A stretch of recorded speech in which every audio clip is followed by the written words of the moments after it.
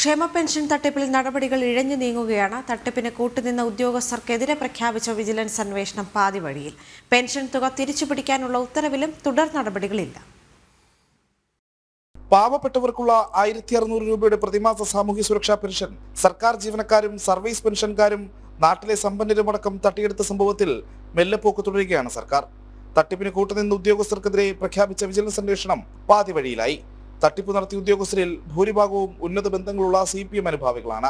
Pension അർഹത സംബന്ധിച്ച കാര്യങ്ങളിൽ പരിശോധന നടത്തിയിരുന്ന ഉദ്യോഗസ്ഥരും ഇടതനുകൂല തൊഴിലാളി സംഘടനകളിൽപ്പെട്ടവർ. ഈ സാഹചര്യത്തിലാണ് അന്വേഷണം പ്രഹസനമാകുന്നത്. കൂടുതൽ തട്ടിപ്പ് നടന്നിട്ടുണ്ടോ എന്ന പരിശോധനയ്ക്കായി ഇൻഫർമേഷൻ കേരള മിഷനെ നിയോഗിച്ചിരുന്നു. തദ്ദേശ ഭരണ വകുപ്പിന്റെ സഹകരണത്തോടെ വാർഡ് തലത്തിൽ ഗുണഭോക്താക്കളുടെ പട്ടിക വിലയിരുത്താനും നിർദ്ദേശം നൽകിയിരുന്നു. ഈ പരിശോധനകളും പ്രഖ്യാപനത്തിൽ മാത്രം ഒതുങ്ങിയ അവസ്ഥയിലാണ്. അന്വേഷണങ്ങളും പരിശോധനകളും എല്ലാം അട്ടിമറിക്കാൻ ഉന്നത ഇടപെടൽ ഉണ്ടായിട്ടുണ്ടെന്നടക്കമുള്ള ആക്ഷേപങ്ങളും ശക്തമാവുകയാണ്. സമാനതകളില്ലാത്ത തട്ടിപ്പാണ് സാമൂഹ്യ സുരക്ഷാ പെൻഷന്റെ പേരിൽ സംസ്ഥാനത്ത് നടന്നത്.